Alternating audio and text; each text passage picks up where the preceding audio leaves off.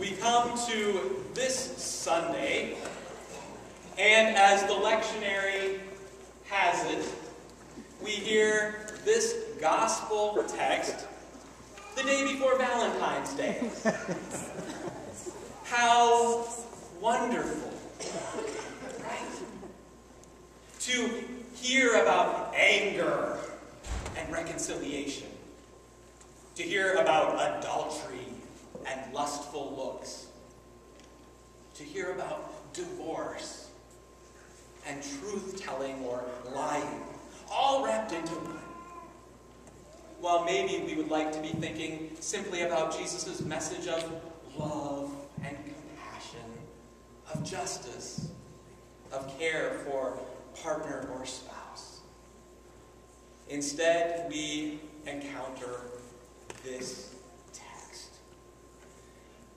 I have heard from some individuals over the 10 years that I have worked in various congregations that as they read through the lectionary the week before, this might be one of those Sundays that they would like to skip.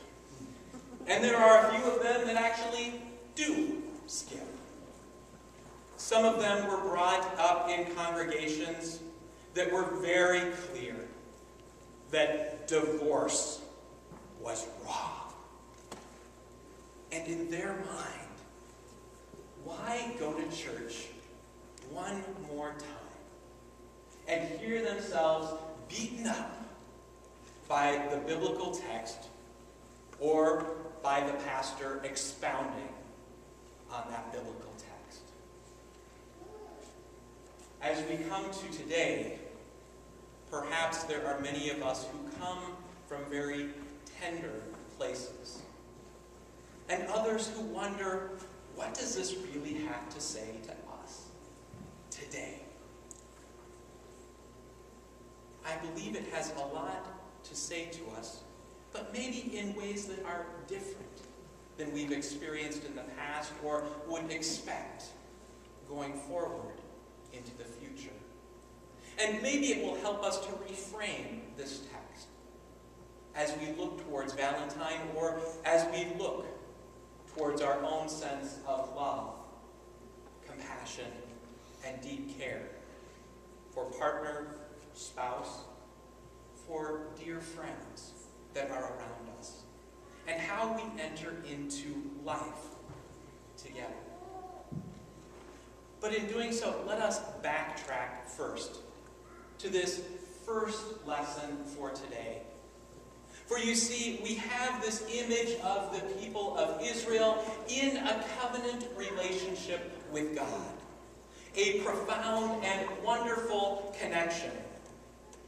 And the deep reality is that they don't always get it right. There are times that they struggle or, in a sense, trip forward towards the promised land, looking for what might be and how God will continue to connect with them in the midst of their own broken dreams and broken promises. But God continues to reach out. God does not abandon God's people, but in a sense continues to encourage them along the way,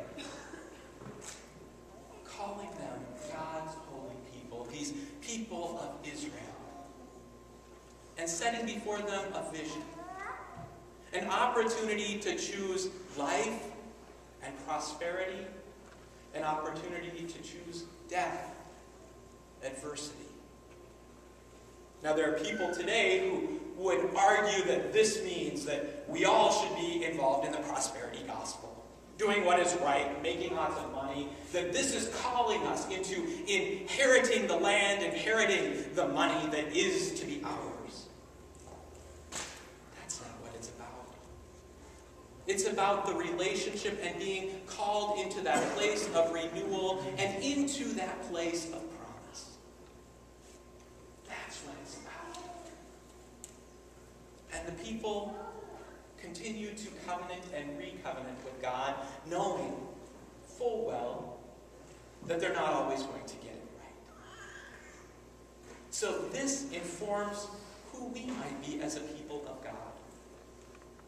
We are a covenant people, a holy people, called both as individuals in our baptism, but also as a community to a new way of being and of caring for each other, standing in a rich and wonderful tradition. People blessed with law and grace. And this is where the words of Jesus might enter into our consciousness, our being today.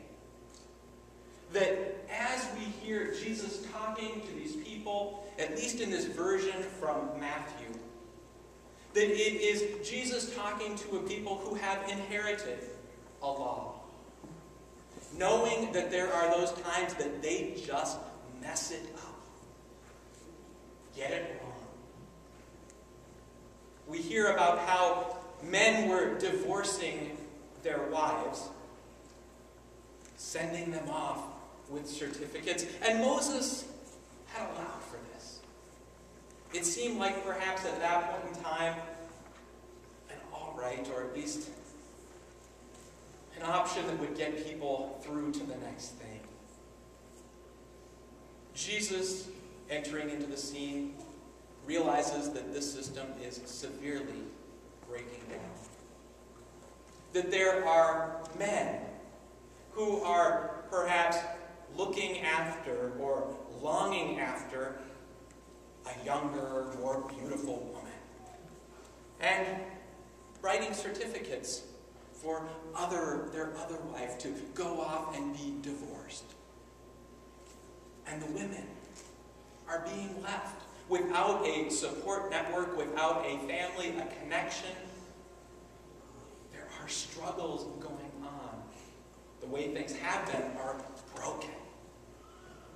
So Jesus calls the men to accountability, asking them to reframe and look at what they are doing in terms of their lust.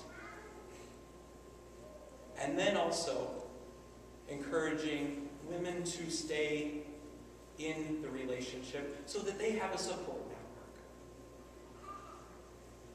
Now, this is 2,000 years ago.